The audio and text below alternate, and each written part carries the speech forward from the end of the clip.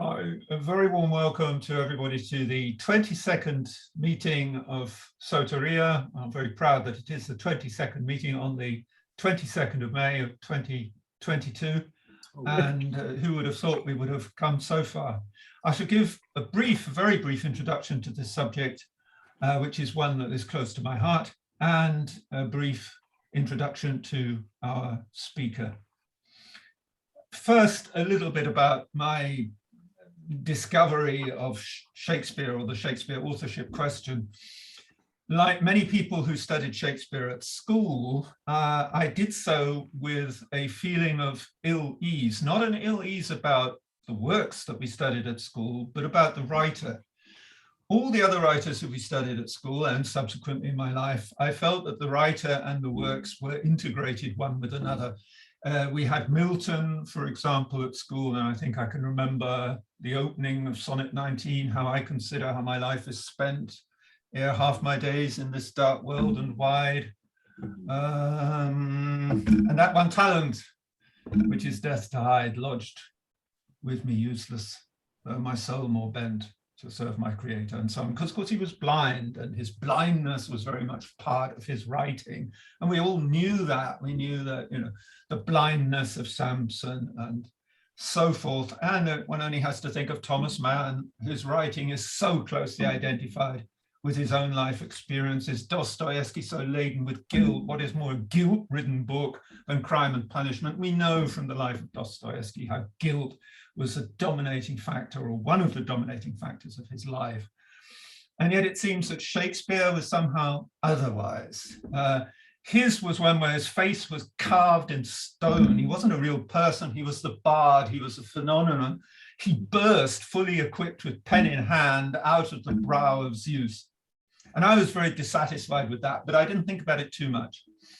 And after I left school, very shortly after I left school, I decided I must read a biography of Shakespeare and get this issue settled for me. Who was Shakespeare and so on. And I remember very well, I went to the Smith's bookshop in Sloane Square. I don't know if there's still a Smith's bookshop in Sloane Square, but there was then. It was the Smith's bookshop in Sloane Square, and I went to literary biographies. And there was William Shakespeare, a biography. You can't put it more simply than that. William Shakespeare, a biography by A.L. Rouse. Now, I have to say, I have a problem with books. My wife can say a lot about this. She does say a lot about this. She claims that there's a crack in the ceiling from the books in my room above. I've sort of bribed my sons to take some of my books into their rooms. The cellar, in Germany, we have big cellars, not like Britain, is full of books. I've given in my life about 500-600 books away. I gave some books away to a French cafe once because they said they wanted a literary cafe, and I think they were a bit shocked when they saw the taxis arriving with sackloads of books. It's almost never, however, that I throw a book away, because that is the ultimate insult for me, and it seems such a pity, and I can't do it, and that's why I have between 4,000 and 5,000 books at the moment. A.L. Rouse has a dubious distinction of being one of the very few books. I went out to the wheelie bin and I threw that book away because I have seldom read such disgraceful rubbish from a scholar. And that was really a turning point in my life, because it made me think, what are these scholars? What are they saying? What are they writing? It was although it could be, and let us assume, and this was supposed to be a biography. Sometime later, I read the remarkable work by Charlton Ogborn, The Mysterious William Shakespeare. And The Mysterious William Shakespeare is a very well written, very enjoyable book. I can highly recommend it. And it consists essentially of two parts. The first part is presenting the non-case, or the very poor case, that William Shakespeare was the same person as William Shakspere, normally spelled differently, who was born in Stratford-upon-Avon, coincidentally and not coincidentally on St. George's Day. Yes. They don't even know his birthday. It's a bit like the birth of Christ on Christmas Day. So it was made into St. George's Day. Well, that's okay, but it begins there and it never stops, the kind of fraudulence. So I thought I might talk on the subject, but I'm a little bit too passionate, as you probably noticed, and I sort of trip over what I have to say, and I'm academically not as qualified as the excellent, very highly qualified members of the De Vere Society, which upholds the theory that Edward de Vere, the 17th Earl of Oxford, was the author of the works attributed to Shakespeare. And I invited Heward Wilkinson, who is vice chair of the de Vere Society, and he gracefully accepted to speak on the subject today. He's not only the vice chair of the de Vere Society, he's also honorary fellow of the European Association for Integrative Psychotherapy and the United Kingdom Council for Psychotherapy. He was trained as a literary critic at school and university, Cambridge University, and was taught, and I must say, this slightly surprised me because he obviously looks younger than he is, because he was taught in the last years by none other than Dr. F.R. Leavis, if I understand that correctly. This is quite significant because F.R. Leavis was himself the author of New Bearings in Modern Poetry, which essentially propounded the idea that writers should be open the reader, I would describe it, to new possibilities and not be repeating a kind of closed metaphor of society. Don't know if I'm putting it very well, but that's how I understand a little bit of F.R. Leavis. And he and his wife famously, as you probably all know, edited the literary journal Scrutiny for about 20 years. But perhaps Leavis is best known for his dispute with the scientist and writer C.P. Snow, whose lecture to the Reed lecture, The Two Cultures and Scientific Revolution, presented the theory that education needed to turn away from the, as Snow believed, this aristocratic, classicist, inward-looking, snobbish, impractical, theoretical view of literature, and more to the practical, pragmatic world of science and the infinite possibilities that science presented. And that dispute has been running on, although it doesn't always call itself that, I think, in society, certainly in English-speaking societies, since the time of that lecture, which I think was in the 1949, 48, somewhere around there. And I'm not going to go into all these details, but it does strike me that the people who argue for Snow or Snow's view have come too far. They have too much power. It's always been a take, one must be always practical. What is the need for classical education? What is the need for Shakespeare? Well, in King Lear, it's "O reason, not the need. Our basest beggars are in the poorest things superfluous. Allow not nature more than nature need, and man's life is cheap as a beast's." How true that is.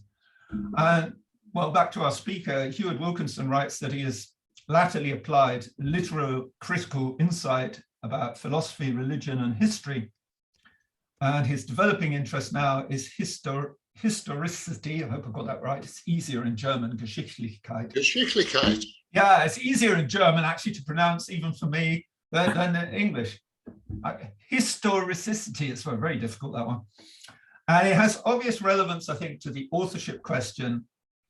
I would suggest that the Shakespeare authorship question is of particular relevance at a time of challenged narratives, claims of fake news, contrafactual historical accounts, urban legends, and of course the challenge of C.P. Snow's scientific culture at a time of global panic about a possibly human manufactured virus, where C.P. Snow's scientific experts are on the threshold of dictating human destiny itself.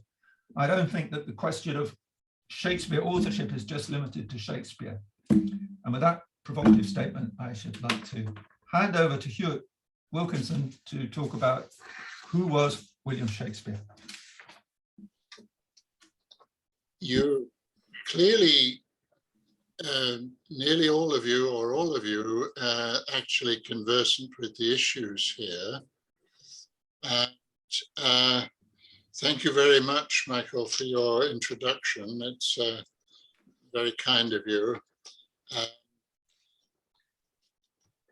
So that in some ways I was expecting people not to be conversant with the issues, but my guess is most literary societies, perhaps today, do include people who are conversant with the issues. And the other thing that I was picking up from you all is it doesn't sound in the English metaphor as if most of you have a dog in this fight. Now, Stanley Wells, for example, does have a dog in this fight. And Charlton Ogburn, who you mentioned, also had a dog in this fight. And on both sides of the arguments, there are very great passions indeed aroused. It went so far that a fellow psychotherapist, Richard Wargaman, who's a psychoanalyst in Washington in the United States, had submitted an article about the authorship question to an Italian journal and about Shakespeare. And there was an intervention made because the paper was accepted. There was an intervention made by the co-editor of the Oxford edition of Shakespeare, Gary Taylor, co-editor with Stanley Wells, and he intervened, got the entire editorial board that had approved the article sacked, replaced them, and that was the end of that, apart from the fact that Richard Walkerman, not surprisingly, protested, and the Leaversite writer David Ellis was strongly defensive of his position on the grounds of academic freedom. And Gary Taylor ended up calling Richard Wargaman and other Oxfordians or non-believers in the authorship theory of Stratford Holocaust deniers, or the equivalent of Holocaust deniers. So it stirs very, very powerful feelings. And as was said earlier, it's been going on, arguably, since, should we say, 1623, when the first folio was published. Anyway, what I want to do is to start in a way from the other end. I want to try and make sense, before I go on to the case against the Stratford man and for a particular nobleman who is the 17th Earl of Oxford, Edward de Vere, as the author of the bulk of the writings. And I do think there's some interventions in unfinished works by people like Middleton and other Jacobean writers. But I think the bulk of it is the work of one very emphatic and powerful mind who imprints us always with the uniqueness of their extraordinary powers of communication. So I want to take us a little journey through historicity, or historical consciousness, as you might call it, to see how it got to be the position that people could accept the Stratford man as the author, and indeed that became enshrined in English cultural legend and myth as one of the central, if not the central, cultural fact about England in particular, but Britain more widely, and obviously the Anglo-Saxon communities in the United States have also very much participated in this, and the old colonial, now independent states like Australia, Canada, South Africa, and so on, also. So that the mythos is shared to a very large extent by the whole Anglo-Saxon world. And so I want to sketch out a little thumbnail of English history, but try and make sense of how it was that, in my belief, towards the second half of the 18th century, two things happened. One, the position of William Shakspere of Stratford-upon-Avon absolutely became enshrined as the legendary author and almost deified, so that for the orthodoxy it became impossible to question. But simultaneously, there was emerging a tradition, if it was a tradition, or a new discovery, if it was a new discovery, and my guess is a bit of both, that there was a problem with this authorship. So that the strength of the belief in the orthodox author, which continues very strongly to this day, though it's weakening, was then confronted, and this came out more and more during the 19th century, by a challenge to its authenticity and validity. And so, as it were, the whole issue became enshrouded in what the psychologists call cognitive dissonance. And when you're faced with a situation where you're dealing with cognitive dissonance, what you tend to do, unless you can actually resolve the dissonance and work it out, is to escalate and intensify your belief in face of challenges. And we see a lot of that going on in the world today. So the first folio, I'll just give you one little teaser about just to kind of whet your appetite for the authorship issue. The first folio came out in 1623, and we're coming up to the big 400th anniversary of it next year. And lo and behold, if I can share this, yes, share. You might have to give me permission, whoever's running this, to share screen. Steady there. Steady. What's happened to him? Can you enable screen sharing? Stead. Heward, I've made you co-host. You should be able to do that. Yeah, if you make me co-host, I'll be able to. I've done that. Okay, right. It's still saying host disabled. You just need to click at the bottom. It says share screen. If you click at the side, it says allow multiple participants to share. Yes. Thank you, host. Yeah. The little box with the green arrow pointing upwards. Yeah, you are co-host, Heward. I think I should be in business now. Yes. Yeah. Oh, good. Yeah, that looks good. Have you seen this man before? Now, if you look at that, can you all see it? Yep.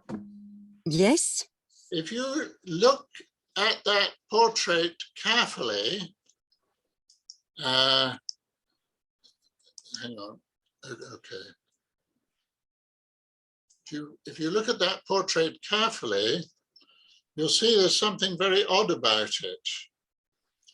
In 1911, an article was published in the Gentleman's Tailor, which in 1911 would have known what it was talking about, saying that what are portrayed on the doublet are two left shoulders. Can you see that? Yes. Yeah. Or maybe two right shoulders. I can never get it the right way around. But what you're seeing on our right, our left is the right shoulder of the doublet. But what you are seeing on our right is the shoulder seen from behind. Yes. Which is quite extraordinary. Now, to the reader, which Ben Jonson writes, is a skeptical recognition about the impossibility of showing in brass all the greatness of the author. And the final two lines are, "But since he cannot, reader, look not on his picture, but his book." So the anomaly is being pointed out, arguably, by that introductory verse of Ben Jonson's, and we'll come back to Ben Jonson later on, and a deliberate anomaly, because this isn't a painter's mistake, this is absolutely deliberate, is installed right in the frontispiece of the first folio. So how was it possible? I'll stop the sharing now. How was it possible for the man from Stratford to become established as the unquestioned author of the orthodoxy?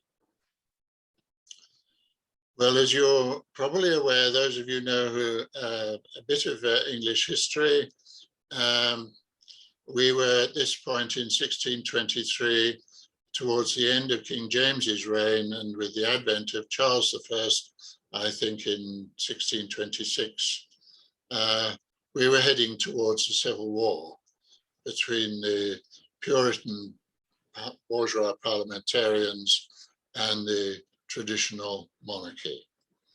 And that broke out around 1640 and ended with the execution of the king in, I think, 1649. And Cromwell died, ruled thereafter as the leader of the Commonwealth, the protector, and he died in 1659.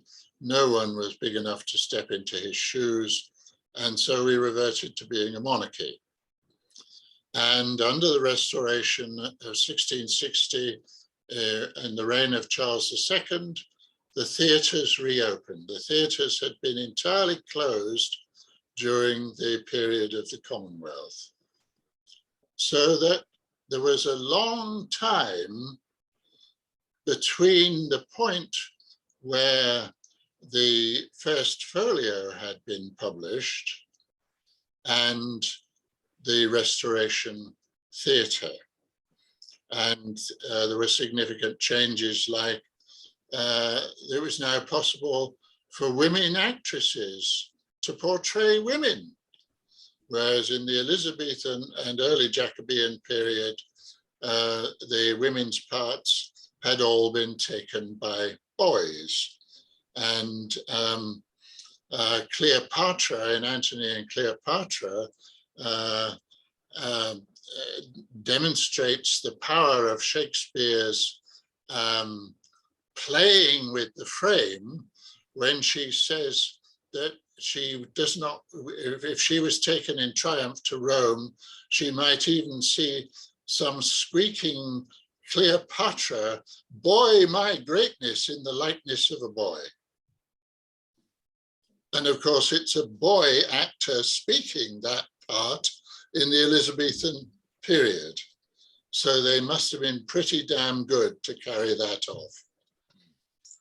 Quite extraordinary, the level of acting that those plays imply, given the resources of the Elizabethan and Jacobean theatre, must have been absolutely phenomenal. We'll come back to all of that. So then we have the two major poets. We have T.S. Eliot's Dissociation of Sensibility and the Splitting of Consciousness in the Restoration period between the implacable rhetoric of John Milton, which reaches its extreme point of a kind of crystalline frozenness, or some might say woodenness, in Samson Eunistes. and the popular poet, who was very adaptable politically, unlike John Milton, John Dryden. And John Dryden was one of the people, along with Milton to some extent in his early period, who was beginning to enshrine Shakespeare, that is the Stratford man, as the greatest author. This began at this point. Up to this point, it was unclear how far Shakespeare was assumed during the Elizabethan and early Jacobean period to be recognized as the supreme author. And Ogburn writes a bit about that in his introductory passage in The Mystery of William Shakespeare, or The Mysterious William Shakespeare. It was published in America as The Mysterious William Shakespeare, and in England as The Mystery of William Shakespeare.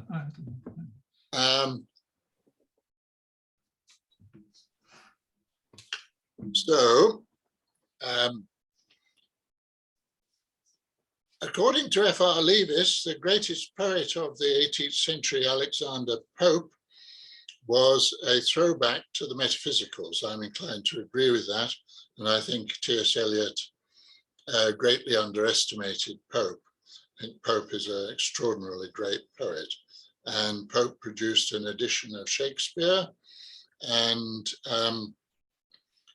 gradually the ferocity which ran parallel with the War of the Spanish Succession and the supremacy in English politics of the Duke of Marlborough, and led to pamphleteering wars on a scale and ferocity which we probably now get on internet websites like Twitter and the blogs of the right-wing and left-wing politicians and so on, but extremely ferocious communication. That began to stabilize during the century.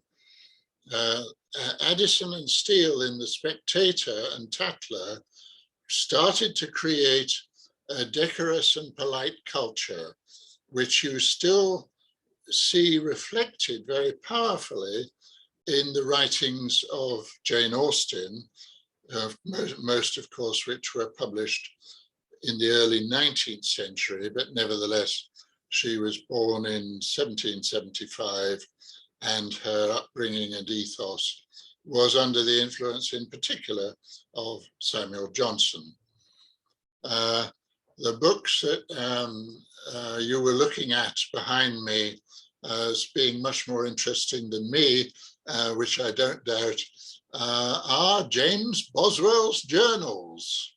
And James Boswell, of course, in many ways was in the biography of Dr. Johnson, the biography of Samuel Johnson, LLD, the first seriously modern biographer who communicated the character of the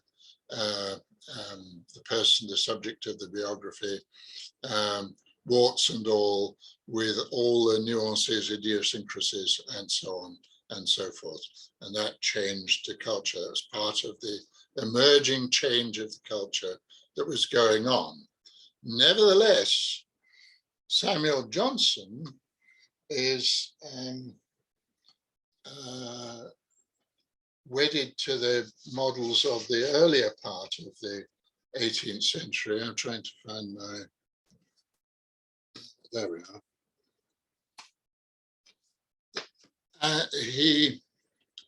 What Johnson did,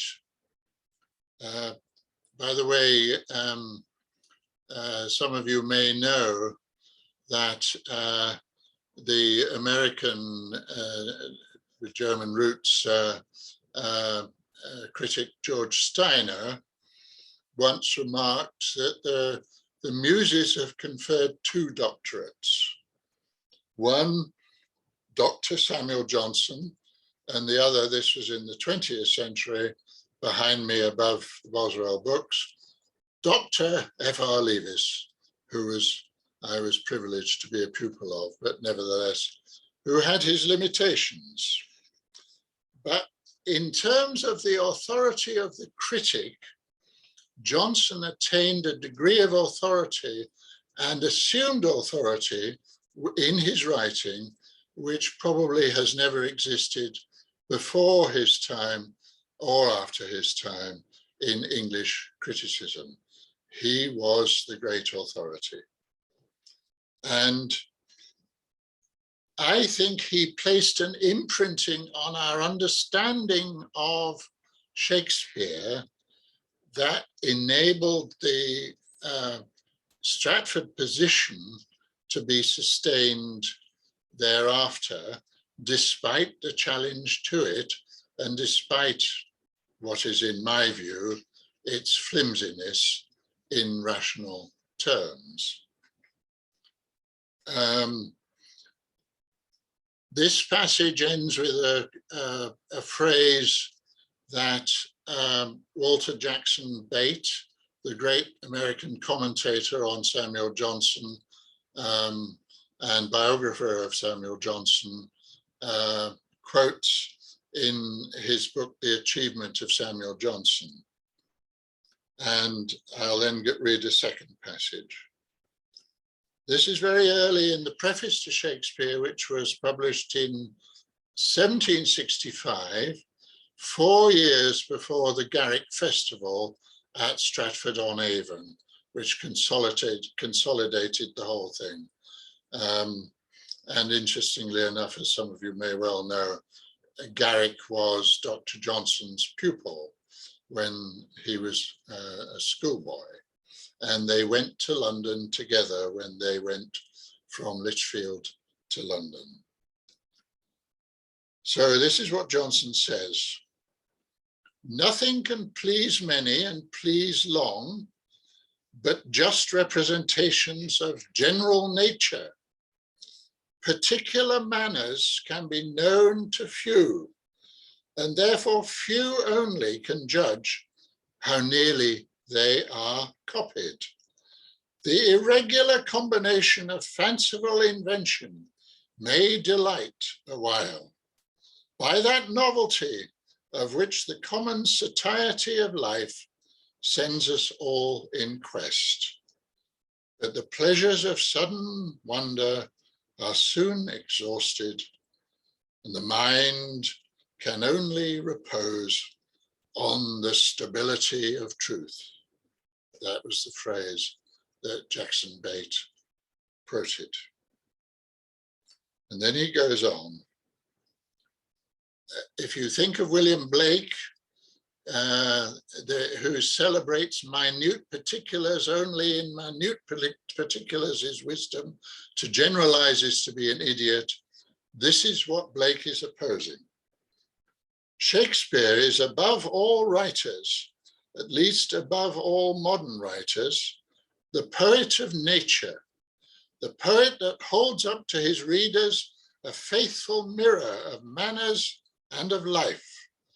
His characters are not modified by the customs of particular places, unpracticed by the rest of the world, by the peculiarities of studies or professions, which can operate but upon small numbers, or by the accidents of transient fashions or temporary opinions.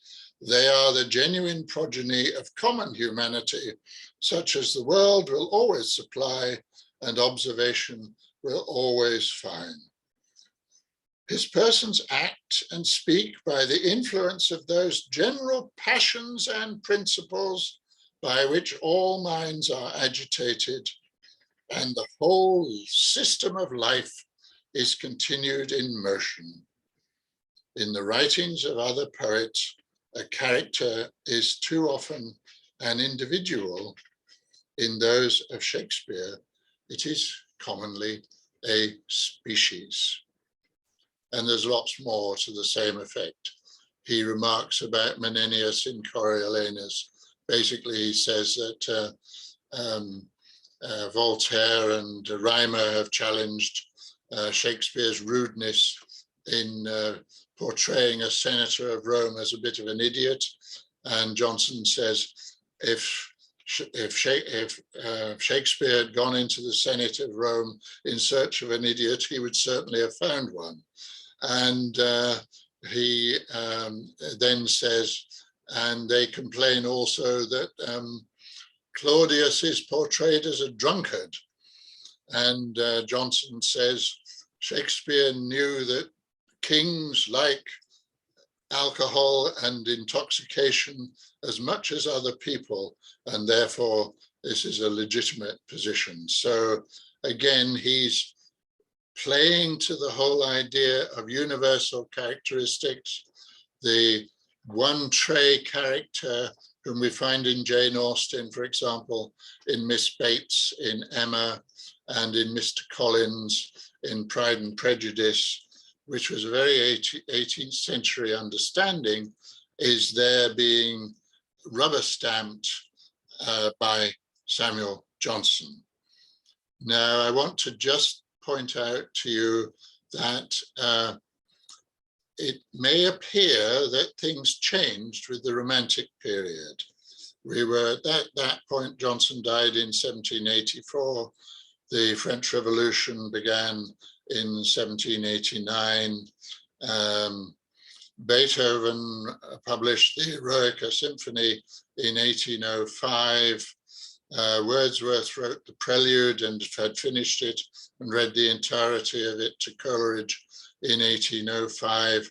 And Hegel published the Phenomenology of Spirit, Phenomenology des Geistes, in 1807. And this, of course, was the Napoleonic period. And Jane Austen didn't publish Pride and Prejudice, I think, until 1811, and Emma was published in 1815. So there was a lot of overlap, of which in protestantische theology in 19. Jahrhundert, Karl Barth has written, published in English as an earlier version as From Rousseau to Ritschl. A lot of overlap between the 18th and the 19th centuries, and the anthropocentrization of the world was going on apace.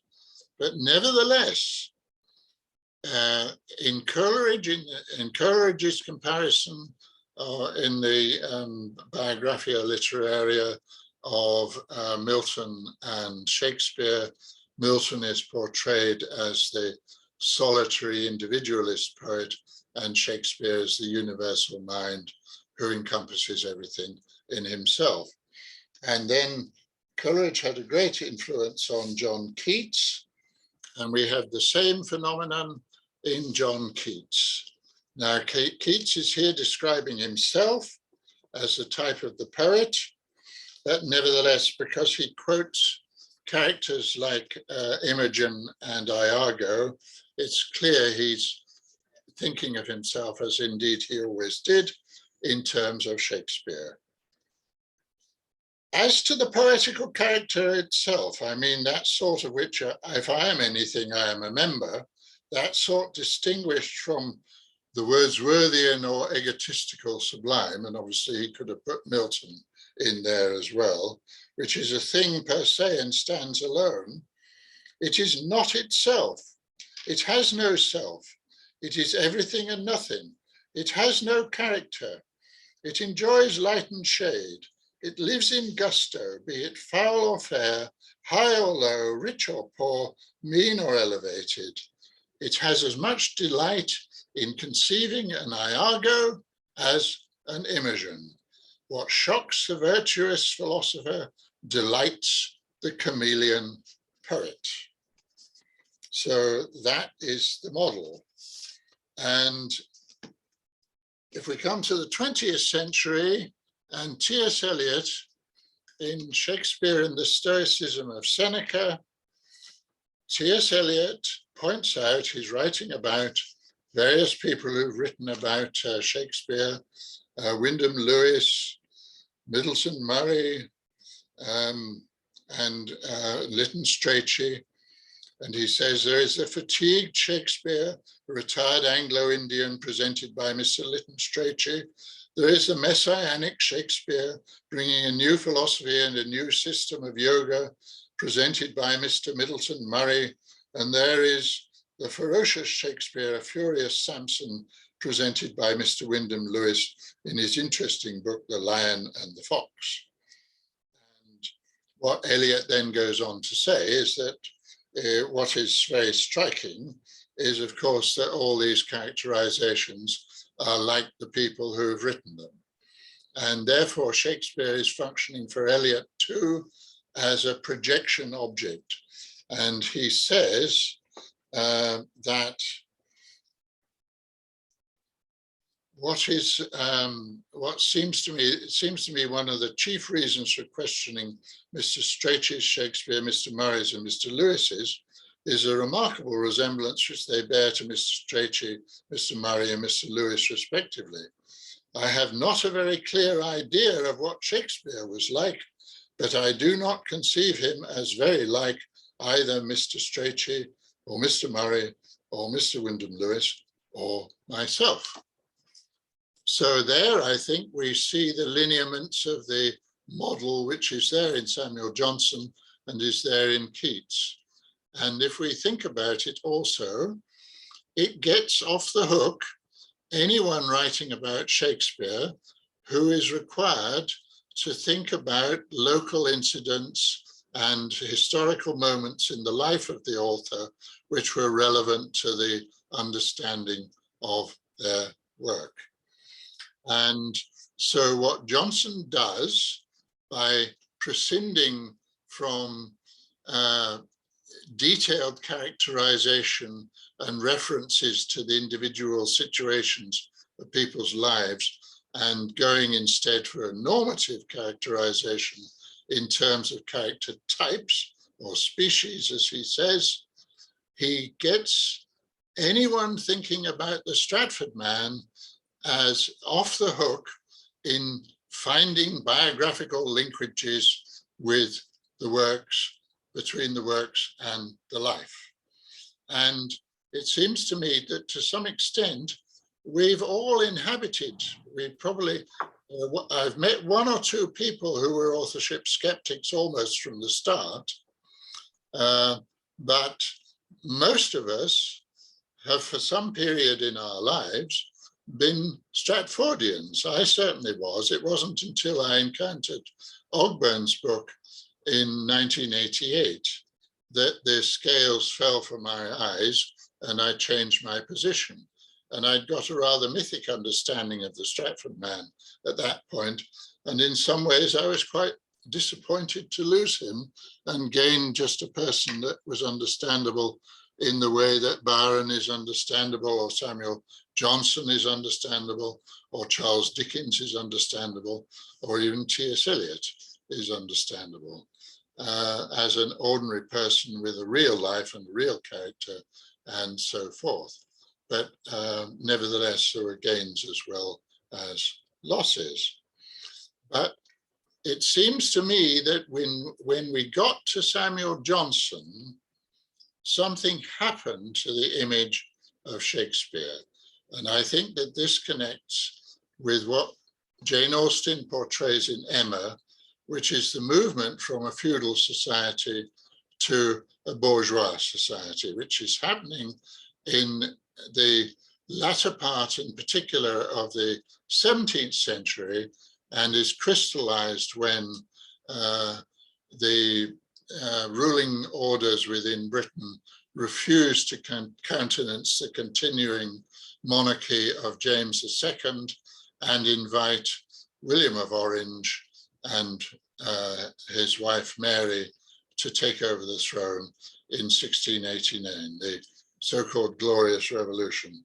Not so glorious if you're an Irish person as if you're an English person.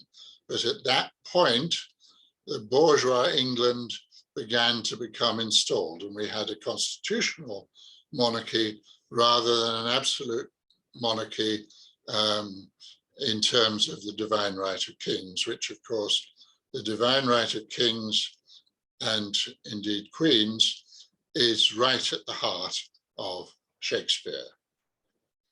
And again, F.R. Leavis in Education in the University says, in 1600, England was feudal, it was the world of Dante. By 1700, we have reached the modern world. So massive transformation is going on, and that is, as it were, enshrined and set in stone by Samuel Johnson. And a rather renegade feudal author in whose nearest analogy in later writers was George Gordon Lord Byron, and a wastrel aristocrat, as he was perceived to be, is not going to fit that bourgeois model. What we needed was a bourgeois Shakespeare, and in the Stratford man, we got him.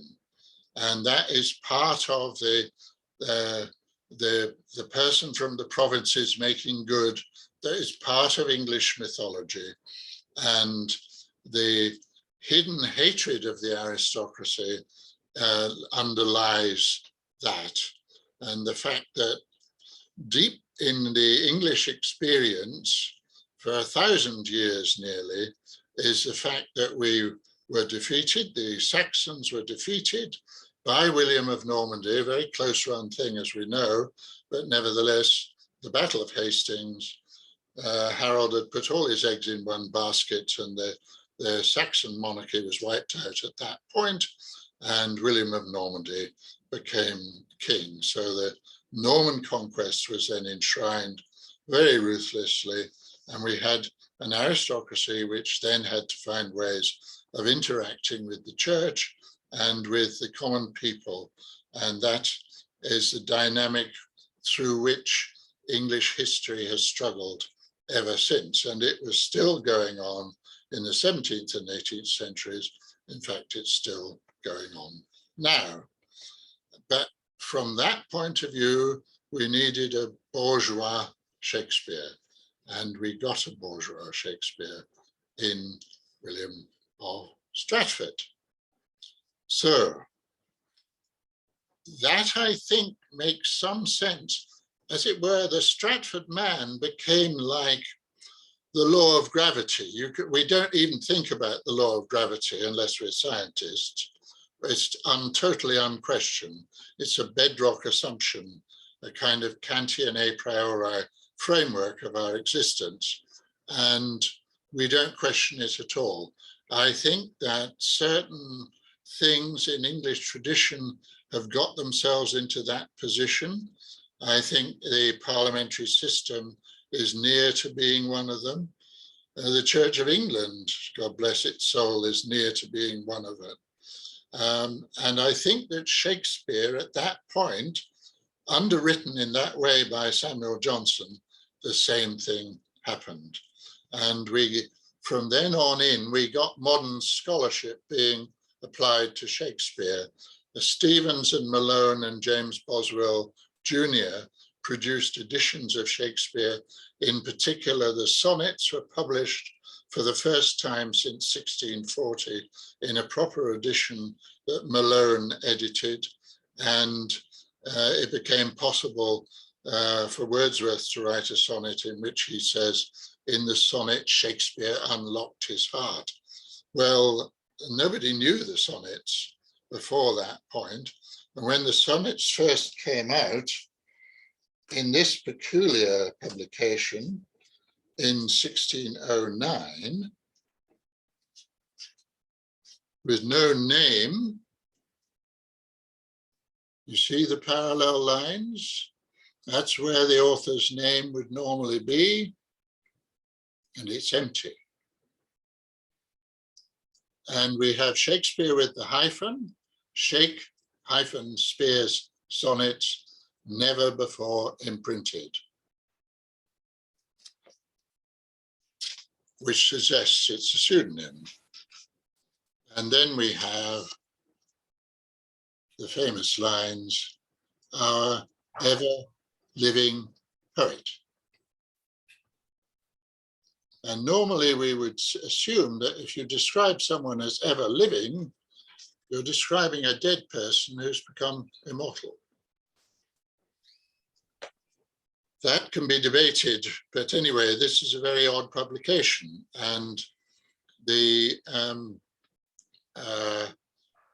various other aspects of the whole business became locked in at that point. For example, Malone worked out a dating of the plays and the poems. Well, we have dates for the poems. We have dates for the Venus and Adonis, 1593, and the Rape of Lucrece, 1594. But we only have dates of publication for the the plays. And if any of you manage to take time to see the link with Kevin Gilvare's The Dating of Shakespeare's Plays, what we have is an evidential vacuum, which often spans about 20 years between the first reference of something that was used as a source by Shakespeare and the actual publication, or the date of the first performance, or the registering with the stationer's register as the actual proof of the existence of the play.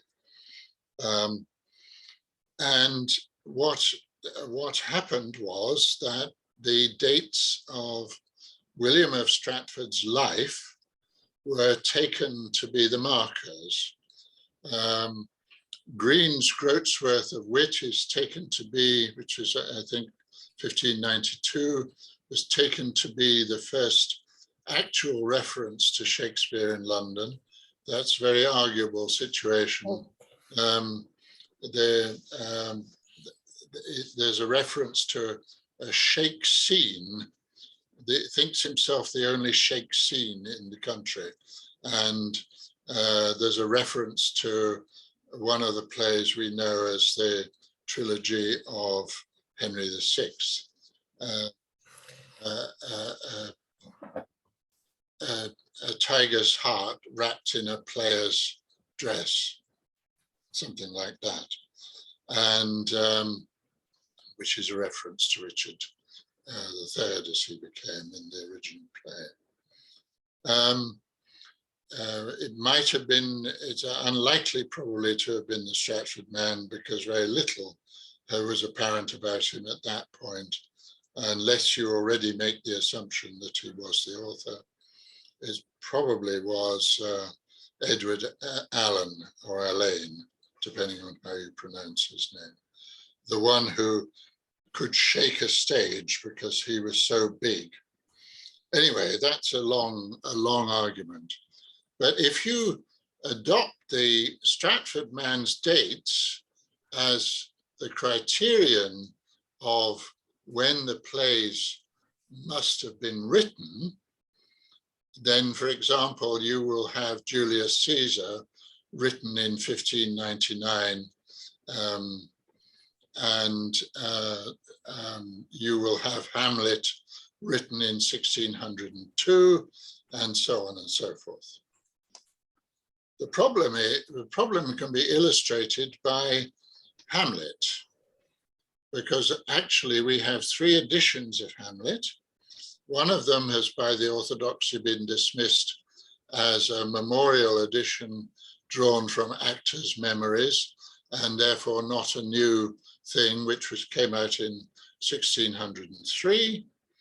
And the second quarto came out in 1604. And I may not be able to show you this strongly enough, but if you, I'll try and show it. You look in the middle of the portrayal at the top of the page. In the middle, I don't know whether it's better if I go back a bit, but it's actually has the emblem of the Royal Arms in the middle. Now, it was published late in the year 1604, and it was on the old dating, and some variants of this, including this one, which is the Bodleian edition of the second quarto, actually came out in 1605. This is the kind of,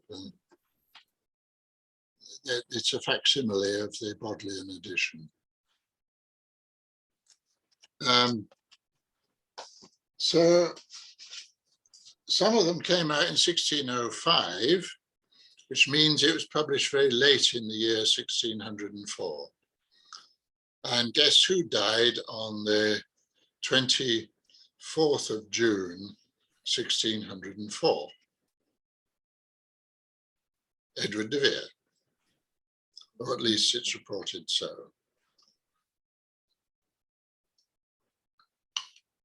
The Earl of Southampton was arrested, which intrigues Oxfordians, for 24 hours at that point. The Earl of Oxford left no will. He was married at that time to Elizabeth Trentham. He had an heir who became very important later at the time of the publication of the first folio, and at the time of the publication of Othello, which was a year before the first folio. And not much is known about the circumstances of the actual death or possible entering into a hidden life for a year or two more of Edward de Vere at that point. But that coincides with the publication of that edition, that super edition, the second quarto, twice as long as the first quarto, and the longest play in the whole canon. I think it's about 3,800 lines. And it's, as a play, it is a very subtle overturning of the revenge tragedy model on which it is ostensibly drawing, and which its source, Belforet's histories, takes for granted, and which apparently if you ever see the first quarto played on stage, it's, even though it's beginning to have some of the complexity that Hamlet acquires later, it's a rattling good revenge tragedy yarn, a very high-paced thing, which is absolutely brilliant to act and can be acted within the normal span of an evening at the theatre, which is virtually impossible for the full-length Hamlet of the second quarto. You'd have to have performance of about 4.5 hours, which was, of course, impossible in those times because of the playhouses had no lighting and were dependent upon the sun being the sunlight being available in the summer. So Hamlet is a very interesting case. There are 3 versions. It's the only version, the only one of Shakespeare's plays that we have 3 versions of. And they mark an evolution. And if you don't buy into the Stratfordian dating, then certain things which are in the history become significant. And the one that is the most prominent one is that in Thomas Nash's preface to Robert Greene's Menaphon, he talks about a playwright who he refers to as English Seneca, and if you speak him properly on a winter's night, he will give you whole Hamlets, I mean handfuls, of tragical speeches. This is 1589. Now, there are about 4 references, part 1 in the records of their theatre performances, which were kept. I can't remember the name of the guy who did it, but he has a complete record of all the theatrical performances that he oversaw, and one of them is Hamlet, somewhere around 1593. There's a reference by Thomas Lodge to it. There's a reference to it in an annotation by Gabriel Harvey, and all of those are probably before 1600. So the Stratfordian dating collapses if you accept those as being references to the actual Hamlet that we know. But what the Stratfordians did, because they were stuck with the standard dating, and this is where the argument becomes circular, they postulated an Hamlet, an Hamlet which is now lost, and which was probably written by Thomas Kyd. And that is also because of a reference in Green's preface to Menaphon. That has been dismantled with some care by Margrethe Joly in her book, A New Approach to the First and Second Quartos of Hamlet. Just as a point of interest, if you can give me a moment, I know I'm pretty much up to time. I just want to make one more point before I stop. But just as a point of interest, let me just show you in the sharing.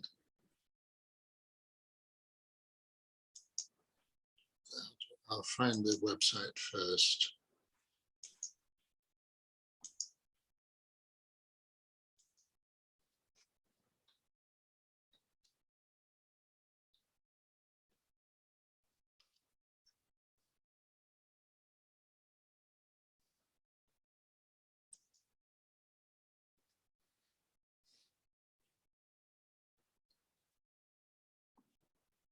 Right, it's just coming up.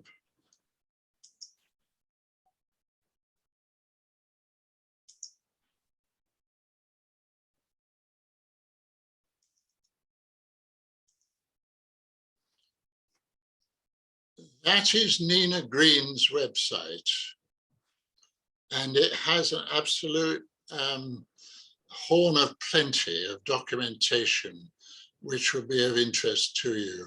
It has all the extant letters by the Earl of Oxford, including letters that echo very clearly passages in the sonnets and in Hamlet and in King Lear and in Much Ado About Nothing and so on. It has all the documents relating to the lineage, the people's wills and so on and so forth from the Middle Ages onwards.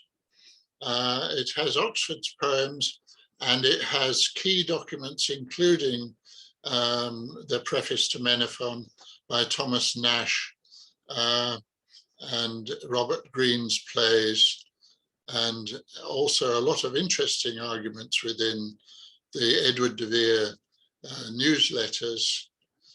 It has a whole absolute mass of stuff, and if you dip around in it, you'll find all sorts of extraordinary things. It's an amazing website.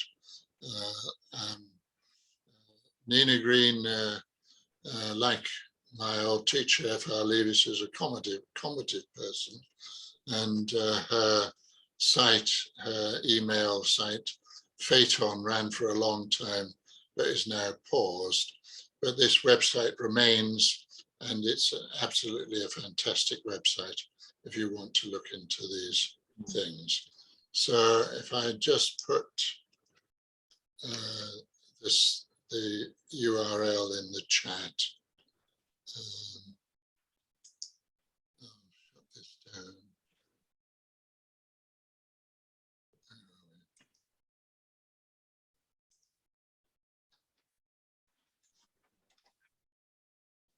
If you if you either go into that or copy and paste it, you'll then have it. It's an extraordinary website. So I just want to say one more thing, just to note that the problem that I'm beginning to address is what's called the dating problem, because Edward de Vere was born in 1550 and died in 1604, if those dates are actually correct. And that moves him 14 years back from the Stratford man, who doesn't appear until the 1590s in his own right. Probably, in fact, it becomes apparent that he, in some way, his existence has been noted towards the end of that decade. And certainly he's a member of the King's Men when King James ascends the throne. But that has been assumed by Stratfordians that we can't allow there to be any plays written after 1604. Well, the Stratford man died in 1516. In the first folio and in the publication the year before of Othello, there were published 17 plays, 17, half the canon, of which we had not seen hide nor hair before that time. So if Oxford, because he died in 1604, couldn't have written King Lear, for example, as the Stratfordians claim, that also means that the Stratford man couldn't have written Macbeth and couldn't have written The Tempest and all the others that first appear either in the publication of Othello or in the first folio. And my final point, as quick as I can, I'll try and finish in 5 minutes. In 1589, the same year as the preface to Menaphon, in 1589, this, in its first edition, was published. Edmund Spenser's The Faerie Queene. This is the great Elizabethan epic, the supreme masterpiece of the age. Whether one likes Spenser or not, it's obviously an absolutely major achievement. And again, you will find a Edward de Vere newsletter that deals with this. The one about Spenser and E.K., the second one in the sequence, because in the Shepherd's Calendar, Spenser refers to his dialogues with someone called E.K. And Nina Green thinks that E.K. is in fact Oxford. And what we have is we have a poem by Spenser to the Earl of Oxford, in which he designates him as the first poet and the most beloved of the Muses. Receive, most noble lord, in gentle gree, the unripe fruit of an unready wit, which by thy countenance doth crave to be defended from foul envy's poisonous bite, which so to do may thee right well besit, sith the antique glory of thine ancestry under a shady veil is therein writ, and eke thine own long living memory succeeding them in true nobility. And then the key bit, and also for the love which thou dost bear to the Heliconian imps, the Muses, and they to thee. You're not just supporting other poets, you're a poet yourself. they unto thee, and thou to them most dear. Dear as thou art unto thyself. A wee touch of reference to Edward de Vere's narcissism. Dear as thou art unto thyself, so love that loves and honours thee as doth behove.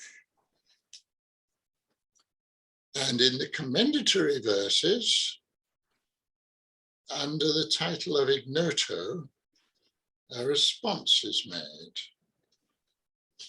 And this is the last poem in the commendatory verses. And I think it's very clear that it's written by someone who is already a senior poet and is trying to find a way to praise without insulting this extraordinary work which Spenser has written. To look upon a work of rare device, the which a workman setteth out to view, and not to yield it the deserved prize that unto such a workmanship is due, doth either prove the judgment to be naught, or else doth show a mind with envy wrought. Once again, the reference to envy. To labour to commend a piece of work which no man goes about to discommend would raise a jealous doubt that there did lurk some secret doubt whereto the praise did tend. For when men know the goodness of the wine, 'tis needless for the host to have a sign.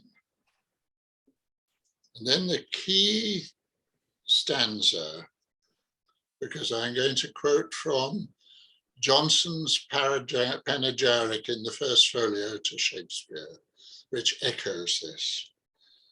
Thus then to show my judgment to be such as can discern of colours black and white, as else to free my mind from envy's touch, that never gives to any man his right, I here pronounce this workmanship is such as that no pen can set it forth too much. And thus I hang a garland at the door, not for to show the goodness of the ware, but such hath been the custom heretofore, and customs very hardly broken on. And when your taste shall tell you this is true, then look you give your host his utmost due. Now, in my mind, that is praise from an equal who writes with authority. So, I've now spilt my water, but we can survive that.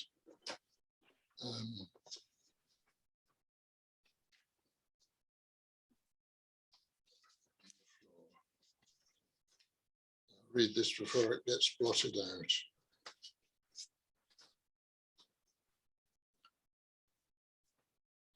This is to the memory of my beloved, the author, Mr. William Shakespeare, and what he hath left us, by Ben Jonson.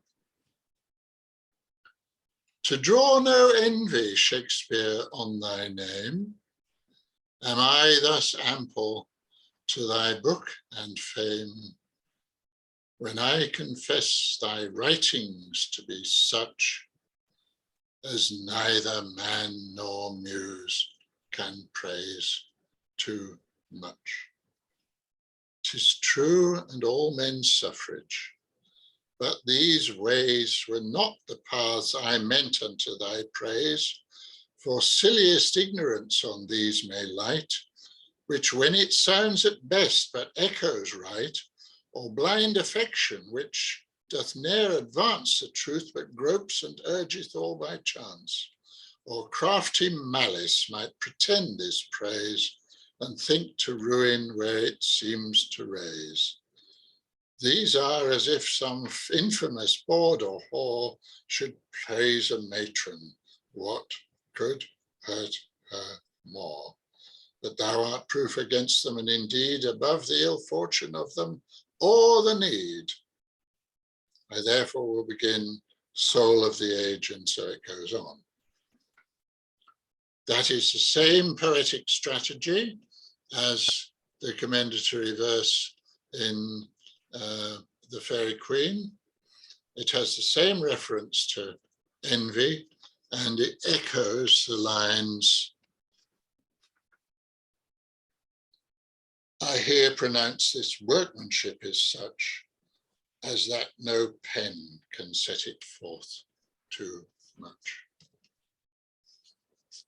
So I think that is the senior poet of the age, the senior patron of poets of the age, writing to the greatest epic poet of the epoch, Spenser, with authority in 1589, when the Stratford man, we do not even know whether he's yet reached London. And there I shall stop.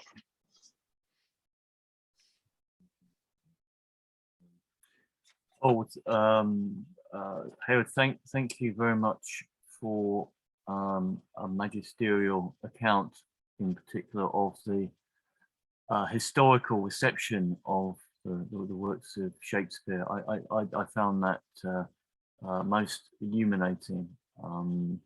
Some of the intricacies of the argument with regard to dates and the quotes I didn't perhaps follow so well, but Michael, perhaps you would like to say something. Yes, I would also like to give my great thanks to an enormous subject. If there's anything I would say, is you were so polite, Heward.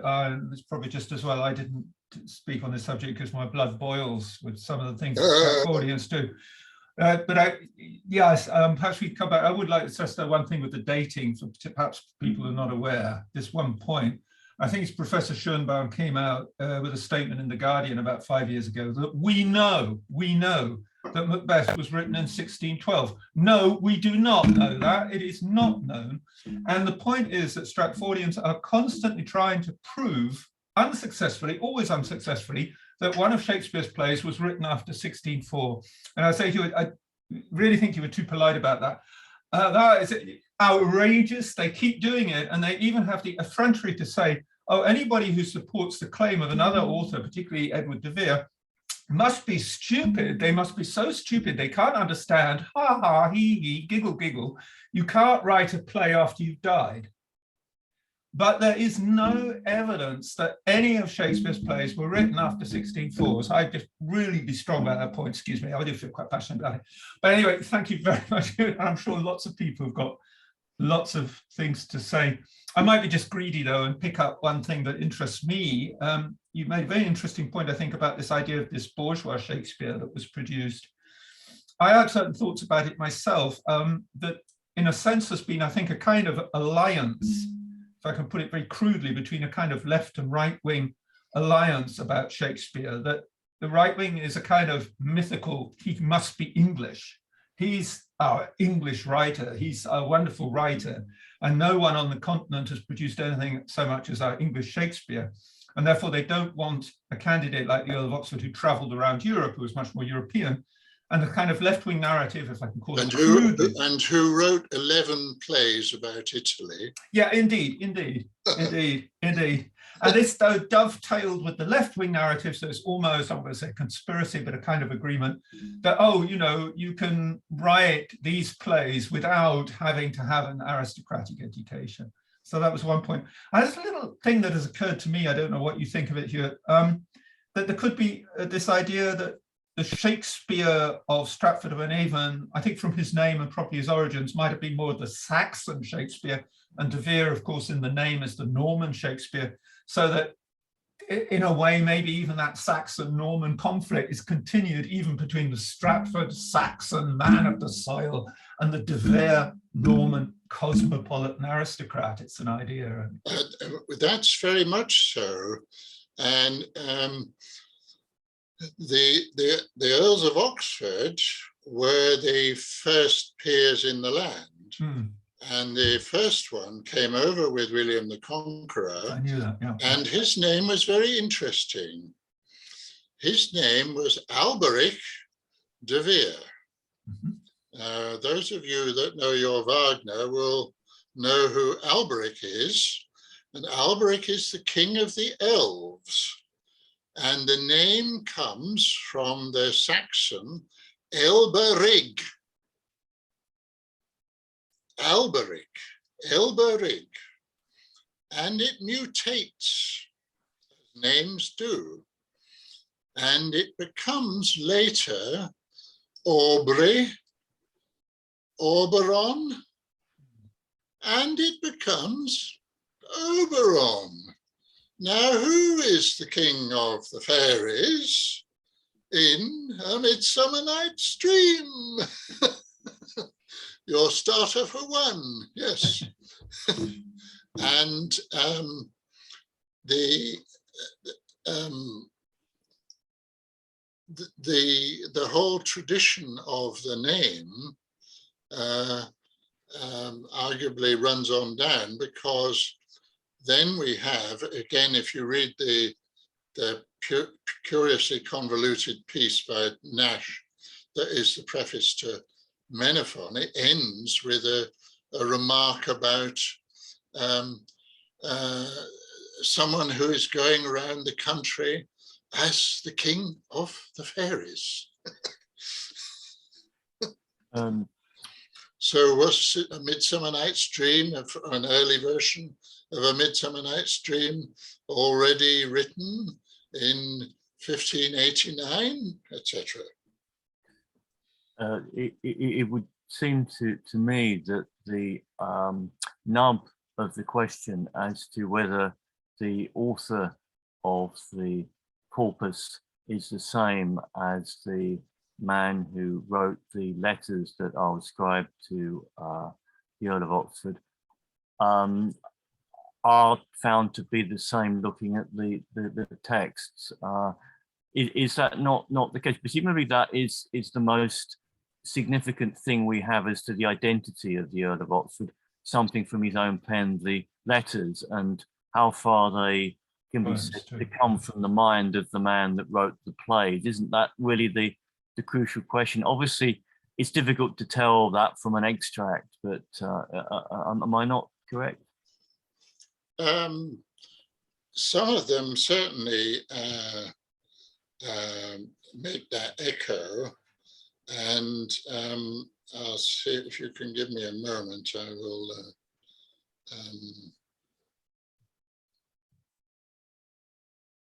find the most striking of them.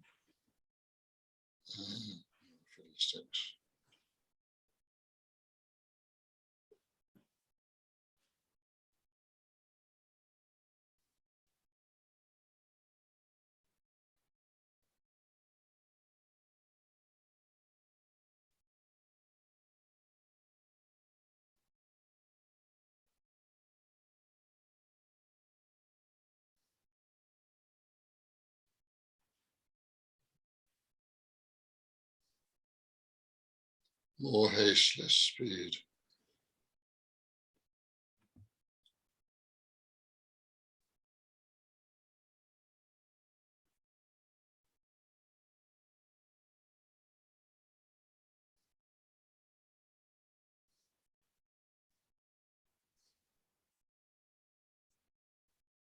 Now, I think I'm looking for sonnet 121.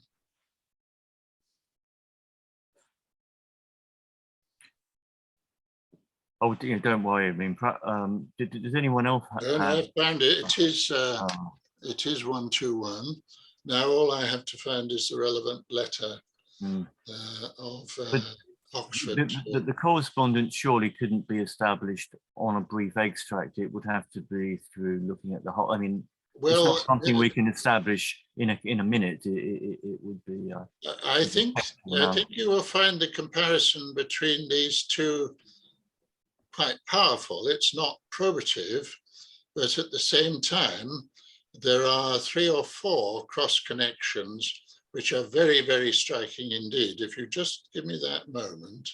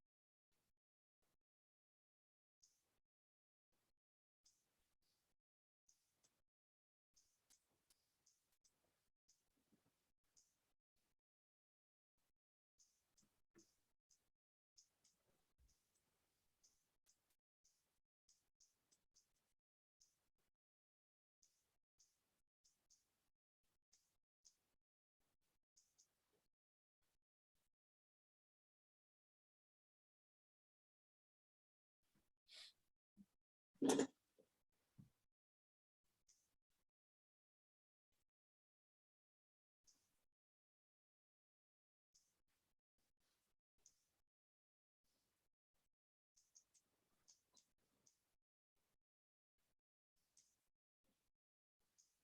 think it's October the 30th, 1584.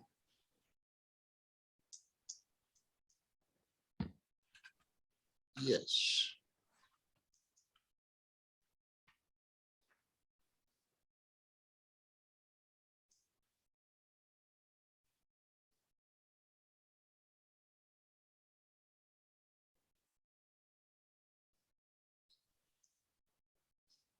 This is a letter from Oxford to Lord Burleigh, and I'll read you the sonnet first. I think the sonnet is a very angry blow-off, and it connects with this incident. And it also connects with various passages relating to Edgar in King Lear. And if you read my, if you can find my King Lear paper, you'll find it all in it. 'Tis better to be vile than vile esteemed, when not to be receives reproach of being, and the just pleasure lost, which is so deemed not by our feeling, but by others seeing. For why should others' false adulterate eyes give salutation to my sportive blood, or on my frailties why a frailer spies, which in their wills count bad what I think good? And then he echoes Exodus. No, I that I am that I am, and they that level at my abuses reckon up their own. I may be straight, though they themselves be bevel. By their rank thoughts my deeds must not be shown, unless this general evil they maintain. All men are bad, and in their badness reign, which is probably a reference to Heraclitus. So in this letter, between the writing of the body of the letter and the postscript, not for the first time, Oxford has discovered that Burleigh has had one of his servants spying on him. My lord, this other day your man Stanart told me that you sent for Amos, my man, and if he were absent, that Lyly, this is John Lyly, the poet, Lyly should come unto you. I sent Amos, for he was in the way. And I think it very strange that your lordship should enter into that course towards me, whereby I must learn that I knew not before, both of your opinion and goodwill towards me. But I pray, my lord, leave that course, for I mean not to be your ward nor your child. I serve her majesty, and I am that I am, and by alliance near to your lordship, but free, and scorn to be offered that injury to think I am so weak of government as to be ruled by servants or not able to govern myself. If your lordship, by the way, note the reference, the allusion to King Lear that springs to mind in this next sentence. If your lordship take and follow this course, you deceive yourself and make me take another course that yet I have not thought of. So there's both the reference of I am that I am, there's the general expostulation about other people's impertinent ill opinions of him. And of course, in the last part, there's the possible seed growth, which eventually became, I shall do such things, I know not what they will be, but they shall be the terrors of the earth. Do we have any writing that is definitely attributed to the Stratford man? I don't think we do we? We don't have a single scrap of writing attributed to the So it's hard to do. Stratford man. We have one possible letter to him by, I think, John Combe, which actually wasn't sent. Right, that's We have a bit of testimony in a court case, which was turned into the book The Lodger by, I can't remember the name of the author, by the Stratford man. It's surprising, surely, that there wouldn't be correspondence, even of a business kind, if he was absolutely, yes. Astonishing. Yeah, it is strange. Obviously, he wasn't someone that was afraid of picking up a pen. So please, other people make Can I just quickly comment, make a further comment on it? We would also have expected the creator of Hamlet, of Falstaff, of Mercutio, of Falconbridge, and the other Enobarbus and the other very voluble talkers in Shakespeare, we would have expected that there would be some record of the author of the plays as a great conversationalist. Now, there's absolutely no such thing in relation to William of Stratford, but there is quite a lot in relation to the Earl of Oxford. The courtier Arundel, who was accused of plotting against Elizabeth by Oxford, had to make reports on all of his positions. And one of the things that he says is that there are certain situations where Oxford would tell stories and people would be reduced to such paroxysms of laughter that they had to leave the room because they were so convulsed with laughter, which historically we really only have that reported about Sidney Smith.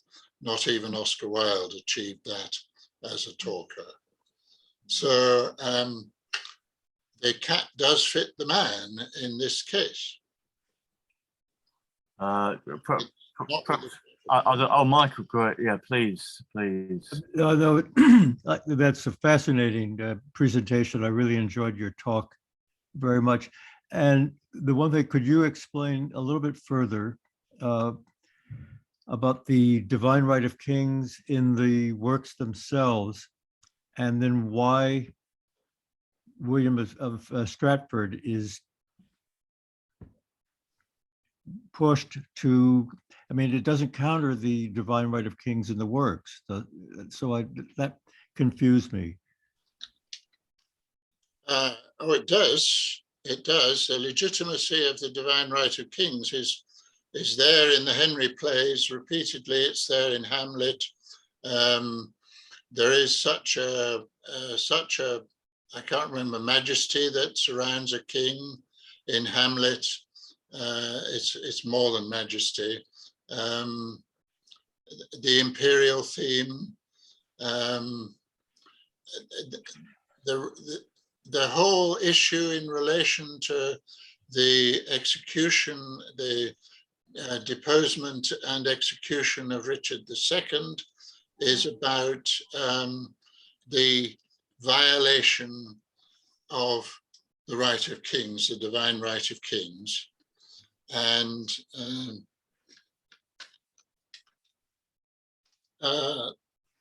this is why when in Henry V, after he's wandered about during the English camp on the eve before Agincourt and talked to the common soldiers, upon the king, he says, upon the king, let us our careful wives, etc., lay on the king.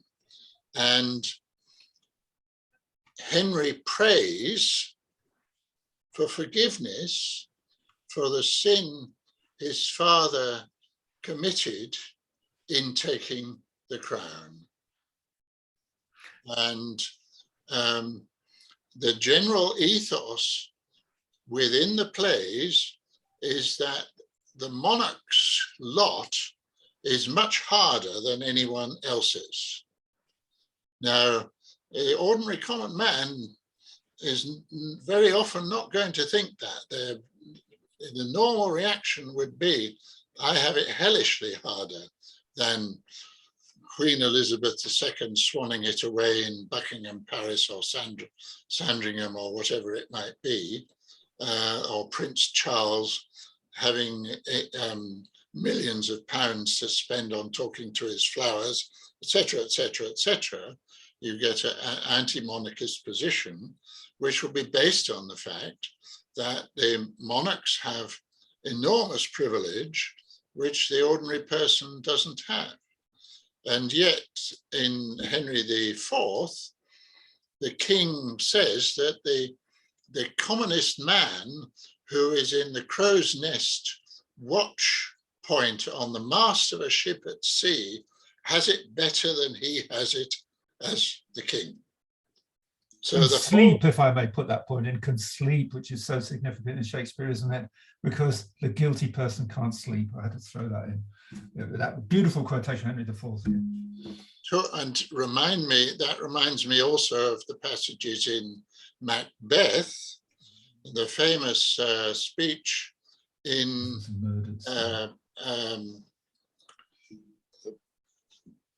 Act 1, verse scene 7, which is absolutely full of Macbeth's struggle with the fact that he's not just killing another person, he's killing a divinely anointed person.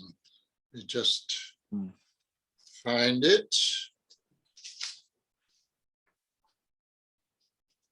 Are you convinced, Michael? Now, let me just ask again. I mean, I'm not questioning the divine right of kings within the works. I'm wondering, what was the advantage of identifying William of Stratford as the author? How does that counter the divine right of kings in the works themselves? That's what confused me. I will come to that. Okay. But let me just remind you of this incredible speech.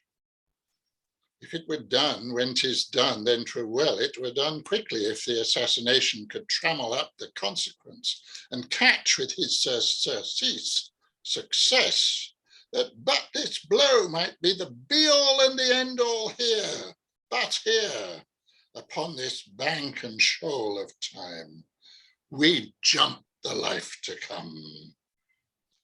But in these cases, we still have judgment here, that we but teach bloody instructions, which being taught, return to plague the inventor. This even-handed justice commends the ingredients of our poisoned chalice to our own lips. And then he suddenly his conscience kicks in. He's here in double trust. First, as I am his kinsman and his subject, strong both against the deed. Then as his host, who should against his murderer shut the door, not bear the knife myself.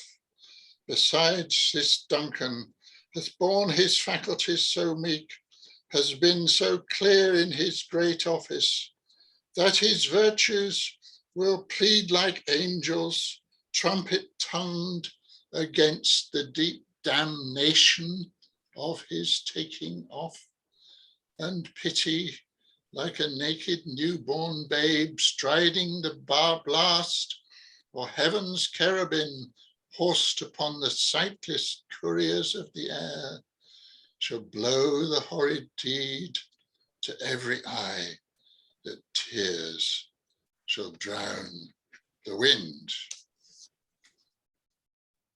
That's divine right. I'm assuming the point that you're making, Howard, in relation to the ordinary status of Shakespeare, the way he was regarded, it was a way of mitigating the argument for the divine right of kings, which, you know, in the contemporary world is somewhat out of favor. Is that the point you were making? I'm saying that everywhere in his work, Shakespeare takes it for granted.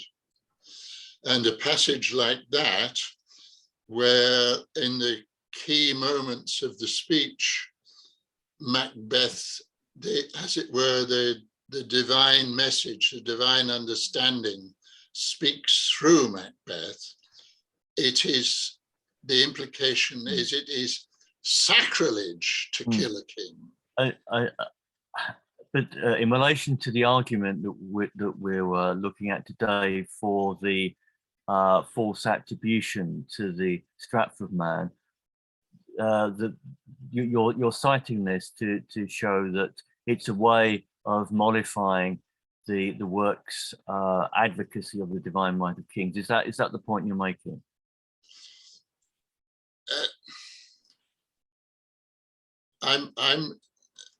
Personally, I think this view is nowadays very unfashionable and against democratization, against constitutionality as we understand it, and so forth. I'm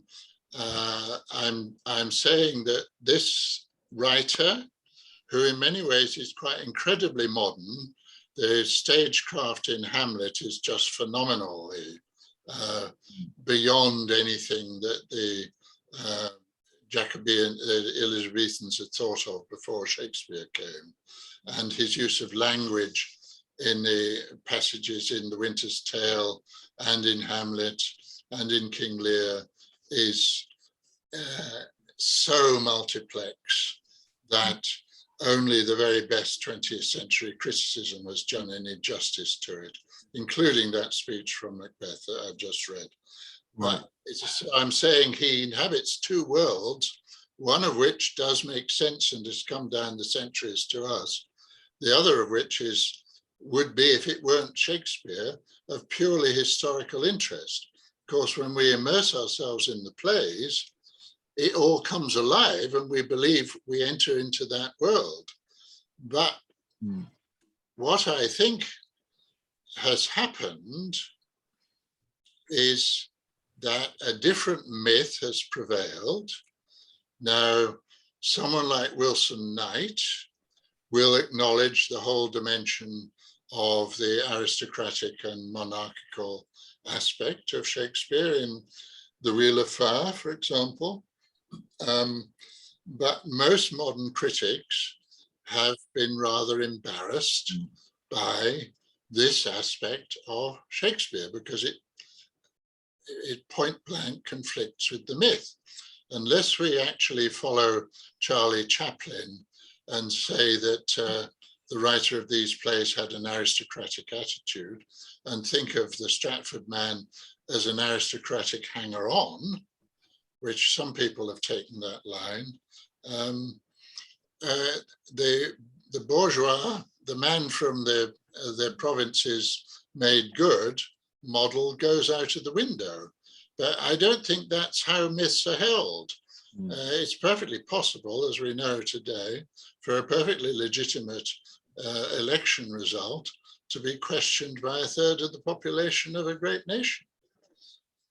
I really think I need to come to Prudence because the question... Yeah, I was saying, yes, that's what I was like. Yes, please, Prudence, go ahead. Yeah, thanks. The question is, we don't seem to have any direct evidence of De Vere as the author of the Shakespeare plays. Would he have wished to remain anonymous? Was this a kind of aristocratic, only servants produce plays kind of attitude, or would his authorship have been covered up by other people? I'm puzzled as to why he wasn't known in his lifetime as the author. If he was. This has been a perplexity which Oxfordians have been arguing over for more than a century now, and it's the biggest difficulty that the Oxfordian case faces. But let me read you I think it's sonnet 73. It won't take me a moment to get there, which will give you his view of the matter.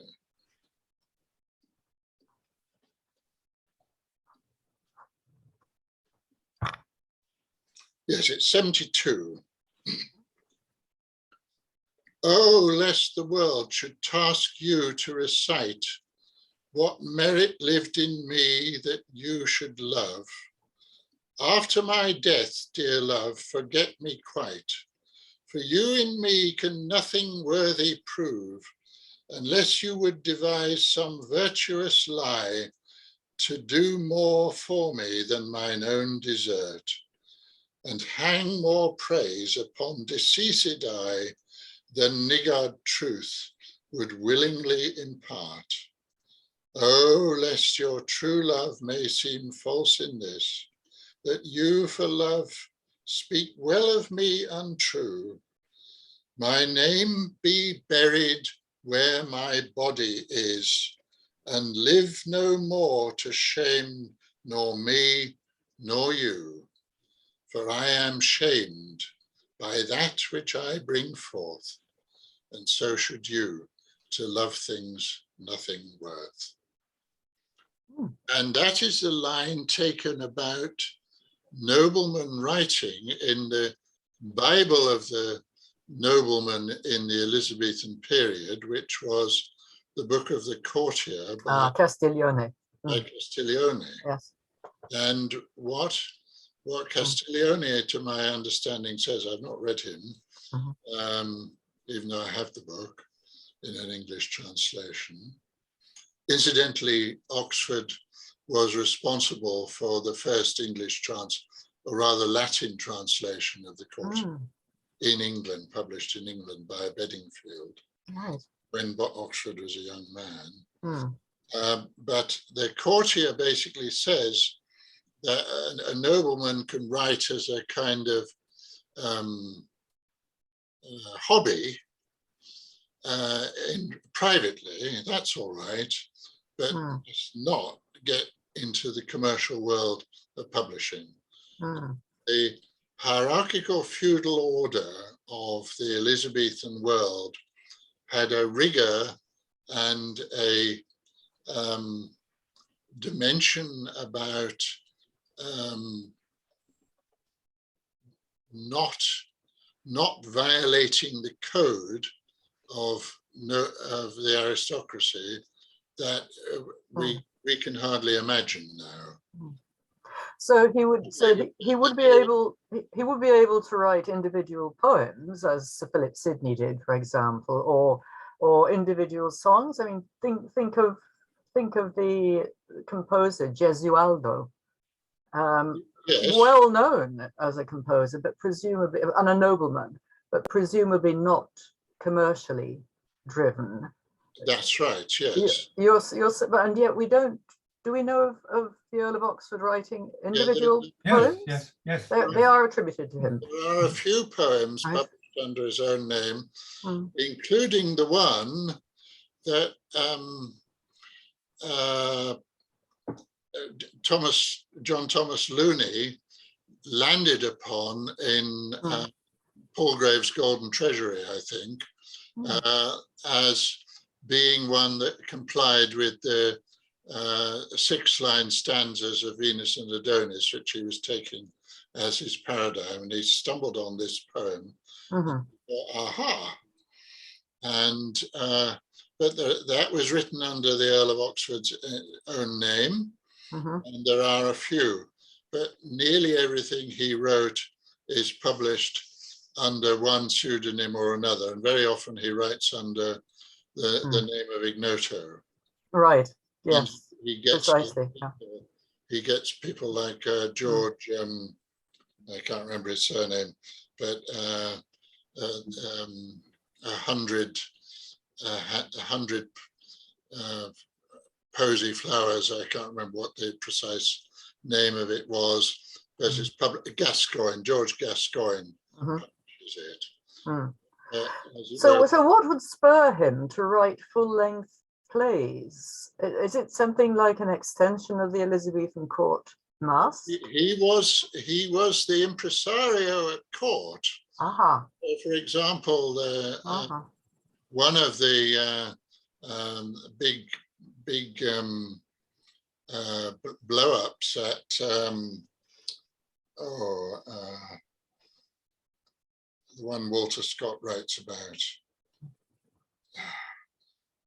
near Warwick. There was Kenilworth. Kenilworth. Thank you. Yeah. He actually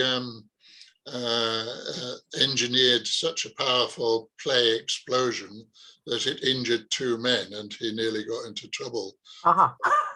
He was the impresario, but also, of course,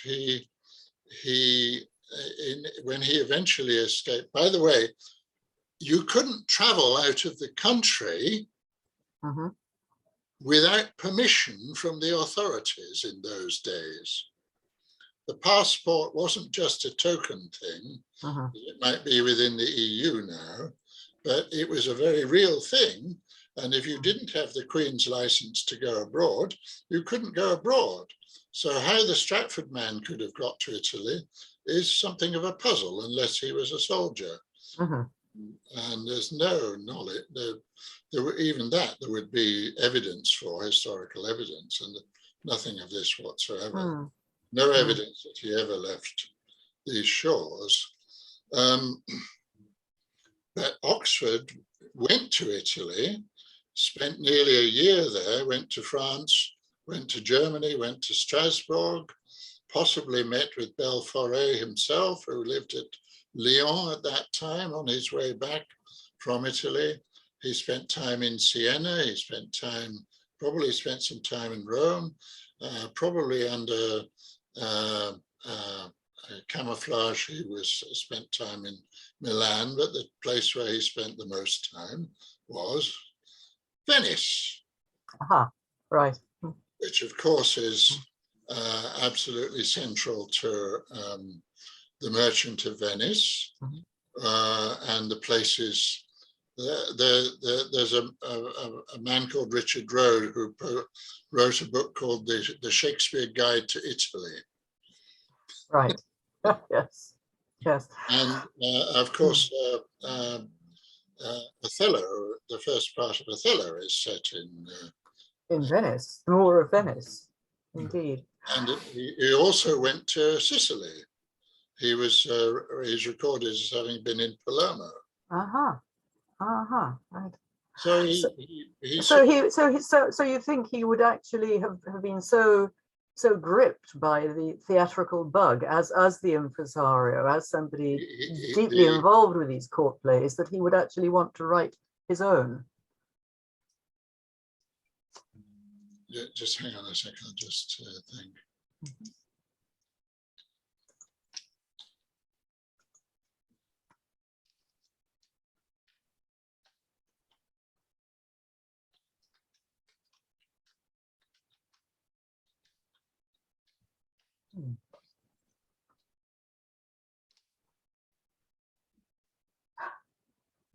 Right.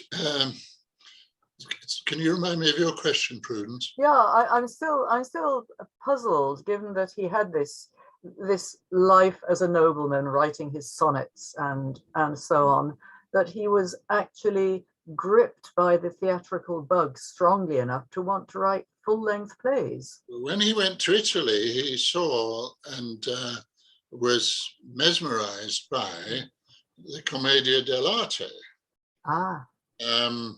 But also, don't forget, he was brought up by both Thomas Smith, and then when his father died at the age of 12, he was with Lord Burleigh. And Thomas Smith and Lord Burleigh had the 2 best libraries in the country. And he was taught Greek.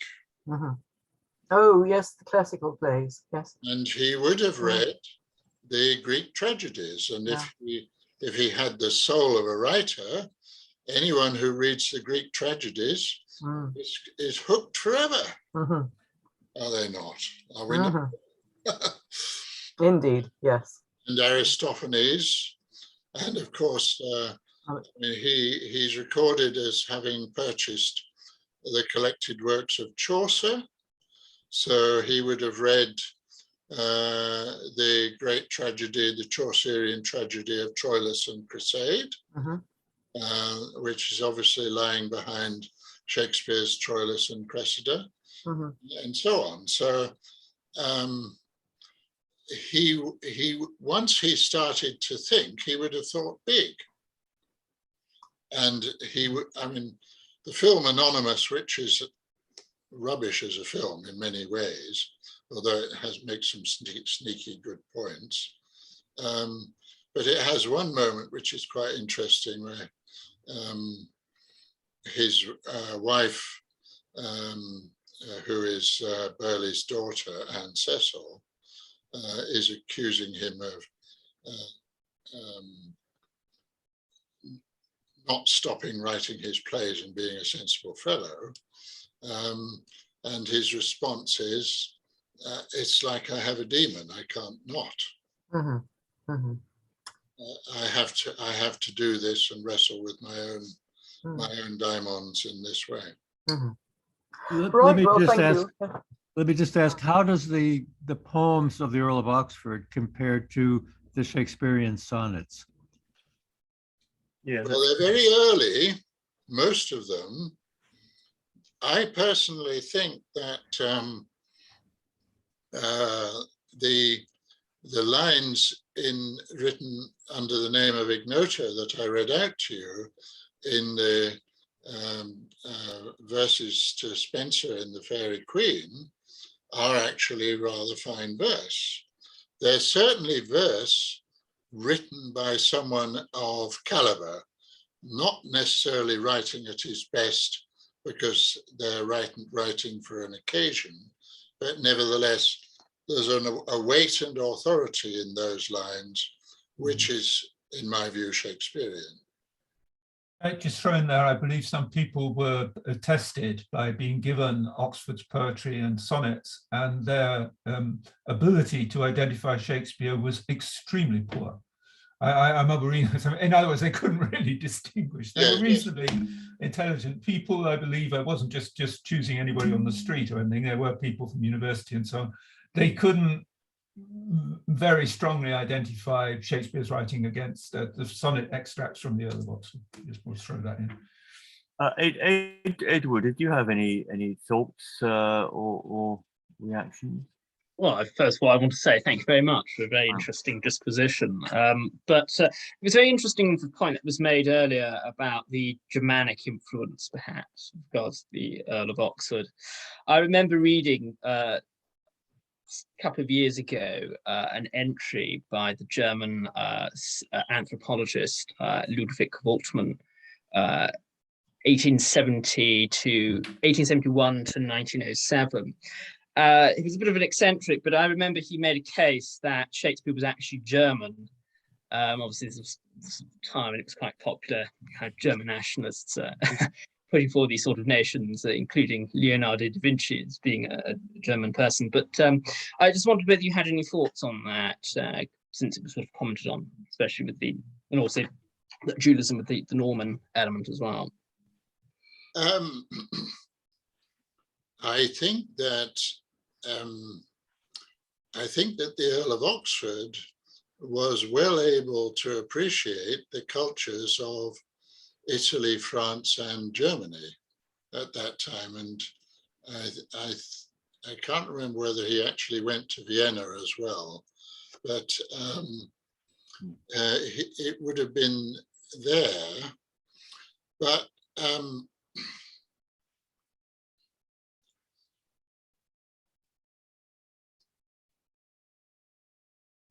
I think there's a passage in the preface to Shakespeare where Johnson is arguing against the critics who say, firstly, that Shakespeare violates the unities, and secondly, that he writes without proper attention to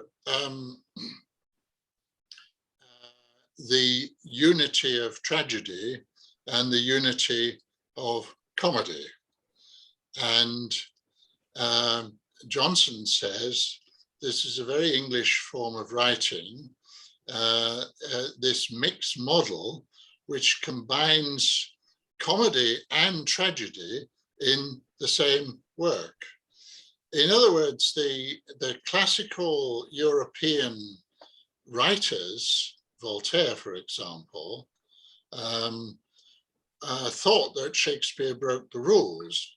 It's not until the German critics of the late 18th century and Coleridge, who had read them, of course, in England, began to take seriously the full weight and power of Shakespeare, that the full possibilities of understanding of these works started to come home to people. So I think, basically, I think there are certain aspects of Shakespeare that the German mind is much better at appreciating than most English people are. I think most English people have a truncated version of Shakespeare, and they have also a truncated version of German philosophy, in particular Kant and Hegel. But I do not think it goes far enough that we would be able to say in all seriousness that there's the possibility that a German author actually wrote Shakespeare. Though Florio, the translator of Montaigne, there have recently been arguments that Florio may have been the author of Shakespeare. And Florio was saturated in Italian. So it's not beyond the bounds of possibility. And in many ways, the first really authoritative attempt to put an alternative candidate on the map that was really taken seriously was Lafranc's book on the Earl of Derby as the author of Shakespeare. And the committee that was formed after Looney's book was published had Lafranc on it, and it had Looney on it, and it had Sir George Greenwood, who made the strongest case that it was actually Ben Jonson who had written pretty well everything in the introductory parts of the first folio. So I think you could possibly make a case, but it would be a stretch. But what I think is true is that certain German critics had a profounder understanding of Shakespeare and an earlier understanding of the full greatness of Shakespeare than was possible in the English world. It was not until Coleridge got his teeth into all of this that changed at all. But we have remained a shallower people than the Germans are.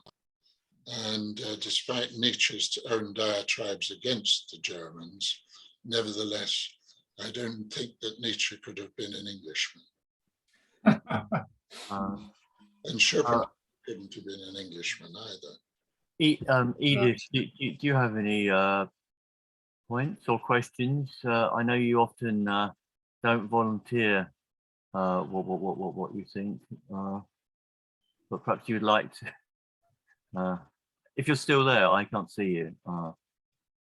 Edith, are you there? Oh, yes, I'm here. Oh, yes. No, I don't. I have anything. I think it's fascinating. Yeah, which you did, yeah. Vladimir, I mean, we always like to ask everyone, you know. It's very good at tickling out people, sometimes with surprising results. It's very admirable. Yes, admirable the way you do that. Vladimir, are you there? Maybe he's going to make a cup of tea. Niels, do you have any observations or questions?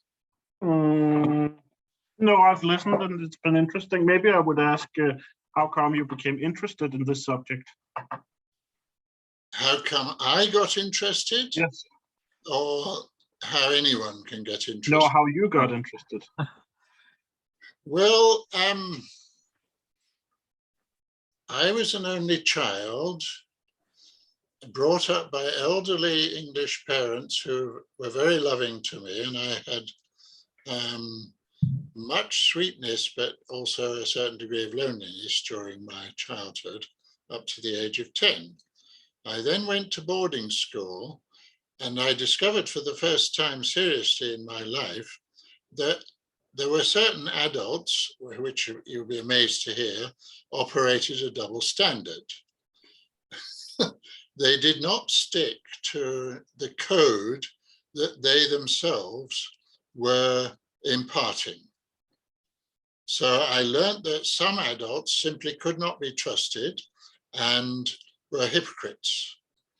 And I'll not go into the saga of how that came home to me, but I became aware that the human race was capable of terrible things. I thought a great deal about the Holocaust and read things about it during my adolescence. My parents had lived through the Blitz, and a bomb had dropped on the other side of the street. An aircraft on its way home offloading its load on Guildford, and my mother could not bear to talk about the war. My father had been because of his age, he'd been in the forces during the First World War in what is now Iraq, but was at that time Mesopotamia. So in their, as it were, psychological memory, the Second World War was very powerfully present. And I was interested in it both at that time from a kind of jingoistic English point of view, but also from the point of view of how could this happen? What's going on? What are Hitler and Churchill all about? And so on and so forth. And I was also, for some reason which I don't fully understand, perhaps because I was a somewhat schizoid temperament, I was interested in madness. When I read Shakespeare, I discovered that in all of his three greatest tragedies, Macbeth, Hamlet, and King Lear, someone goes mad. And it was clear to me that he had a very profound understanding of madness. And eventually I became, by a series of accidents almost, but nevertheless, it was in retrospect inevitable, I became a psychiatric nurse. So I became a student of madness. And I read Freud and Jung in depth. And the Shakespearean works were the ones that stood up to this kind of scrutiny. And I wasn't an Oxfordian at that time, but I'd created my own myth of a mysterious person who somehow didn't obey the ordinary laws, which collapsed the moment I became an Oxfordian. But at school, I was taught that there were alternative authorship claimants, and the main two were Marlowe and Bacon. Well, I knew what Marlowe had written, and I knew what Bacon had written. Not all of it, but nevertheless, I'd read both of them, and I just ruled out the idea that they had the kinds of mind that could write the Shakespearean works. I did think at that time that the mercurial element in Shakespeare, which was very similar to Keats, and I worshipped Keats at that time, and Keats identified with Shakespeare, and one of my favorite books during my youth was John Middleton Murray's Keats and Shakespeare, which still think is an extraordinary work. And so I was immersed in, as it were, the question, what makes Shakespeare possible? Because I was thinking about it in a purely literary way. Then in 1988, I was living in Yorkshire in Wakefield, and I went into a bookshop and I picked up not this copy, but this book. My other copy has been read so much it's disintegrated. This is the Ogburn book. And I looked at the blurb on the back. I knew that Freud thought some crazy aristocrat was the author, but it hadn't got into me. But when I read it in the blurb, and I read the Freudian words, the man of Stratford seems to have nothing at all to justify his claims, whereas Oxford has almost everything. I suddenly thought, yes, someone like Lord Byron had to have written those works. The creator of someone like Hamlet, someone like Mercutio, Romeo, someone like the hero of The Tempest. Prospero? I'm at the age of Prospero, yes. Those kind of minds had to be created by somebody who was as crazy as they are. And the Stratford man, whatever his faults and merits, doesn't show any signs of craziness. Whereas the Earl of Oxford, if you read Gabriel Harvey's poem about him, was recognized by his contemporaries as an absolute madcap. And extraordinary man. But Harvey also says that has a lynx-like capacity as a spy. He's a detective. He's a secret communicator. He can go under the radar. And I was also developing the detective element of my mentality, which has become stronger over the years and has been intensified by my profession. But one of the things that's happened to me is applying it to Jane Austen. I've managed to discover that Jane Austen, to the best of my understanding, completely knew about the authorship question and who had written the plays in 1814, which is the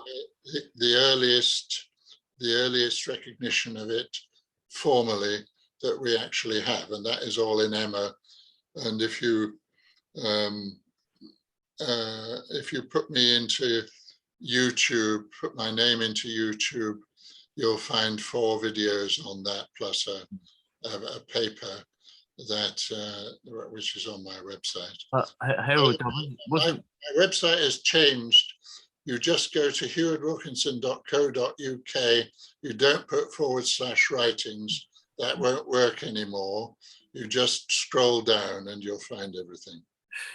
I wasn't quite sure whether you were saying that on the blurb on the dust jacket of the book, there was a quote from Freud, who was... Yes. Oh, that was what, yes. That was a quote from Freud. Right, so yeah, okay, yeah. And I think it was spoken in his speech accepting the Goethe Prize. But I suddenly thought I knew Enoch Powell accepted the Oxfordian attribution, and I knew that Henry James and Nietzsche and Walt Whitman and so on and so forth all thought there was a problem about the Stratford man. It was just, as it were, finding someone who fitted the bill. And I realized at that moment that the Earl of Oxford fitted the bill in spades. Why didn't he happily author the works in his own name, the Earl of Oxford? As opposed to a pseudonym. Why was the subterfuge necessary if it was actually known that it was he that was the author? What was the point of it? But I've just asked that. That's just been answered. Well, some Oxfordians think that, and I think that there's very peculiar things in the sonnets, which means this is not a completely nonsensical belief, that the Earl of Oxford had an affair with Queen Elizabeth, and that the Earl of Southampton was the progeny, and that the relationship between Oxford and Southampton, which is being expressed almost certainly in the sonnets, because both of the major Shakespeare poems are dedicated to the Earl of Southampton in very powerful and romantic language, especially in the preface to the Rape of Lucrece.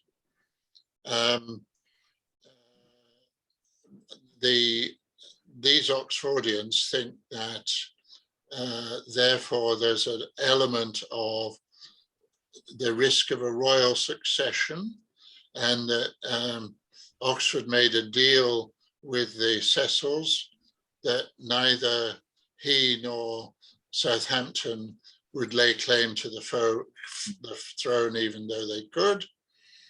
I think this is a stretch myself, but I do think there's some very odd things going on in the woodwork. I don't think that the whole story of the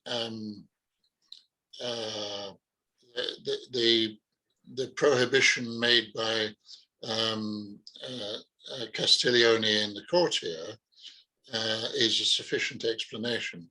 But having said all that, if you actually bear in mind that Hamlet, the Shakespeare play in legend, and the second quarto as the one which is produced after Oxford's death, that in Hamlet we have Lord Burleigh as Polonius, we have Anne Cecil as Ophelia, we have Laertes as Lord Burleigh's older son, and to some extent a combination of both his sons, Thomas Cecil.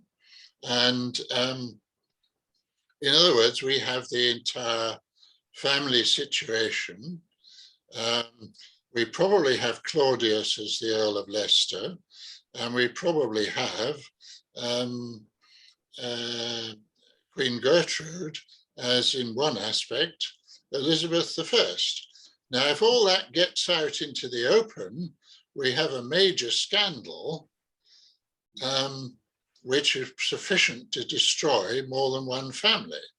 And it was bad enough for families at that time because they were completely split by the religious issue. There were Protestant families and Catholic families. There are English families that haven't spoken to one another since the Renaissance. So it was hell at that time. And if all that had gone out into the open, it would have been even more difficult still.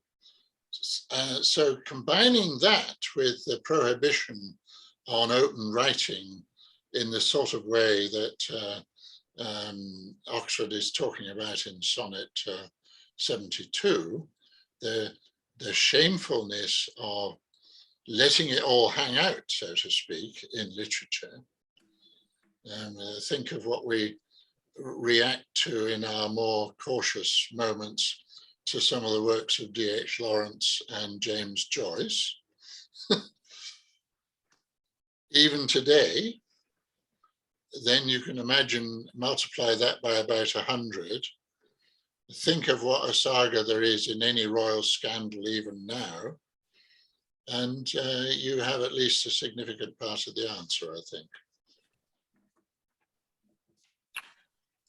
I've got to go in a few minutes to attend another class, but there's no reason why people can't continue here. But Michael, you're co-host, and you can end the meeting. Okay, I never know how to do that, but I think I probably need to be winding up myself. Okay.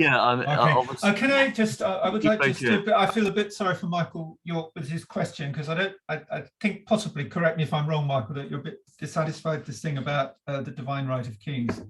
I just want it very quickly. It's perfectly true. There's no particular point, in my opinion, that Shakespeare was so passionately dedicated to the divine right of kings that it, in any way, is evidence that it's not Shakespeare, because everybody believed in the divine right of, well, not everybody, but a large part of the population. Yeah. However, I would put 2 points. One is the fanatical sort of involvement doesn't seem to be a comment from someone outside, but from someone inside. That's the one point. And the second point is much more interesting from the point of view of pointing to the Earl of Oxford specifically, is why is Shakespeare, whoever he was, such a fanatical, completely biased propagandist for the Lancastrian cause in the Wars of the Roses, to the point that he makes the Duke of York really a deformed demon. That everything from Richard II through Henry VI is Lancastrian and then Tudor propaganda of the most extreme kind. And I just don't understand how somebody who's comes from Stratford-upon-Avon is so fanatically dedicated to it. And perhaps a last little point, rather strangely, de Vere does not appear in the Wars of the Roses in Shakespeare's plays, whereas, as I think I understand, he was quite an active participant. A minute, Michael. There is a play which was published by a man called Pitcher, which you can probably get secondhand via Amazon by him, called The Famous Victories of Henry V. And it is a potted version of Henry IV Part 1, Henry IV Part 2, and Henry V. And guess who is at the king's hand all the time in that play? It's the Earl of Oxford. The 16th, it would be 15th, 14th. By the time he comes to update those plays for the propaganda against Spain, and don't bear in mind the war with Spain went on for 14 years. It didn't end with the Armada by any means. And it made, you know, it was like the Ukraine situation today. It had a very strong scorched earth element.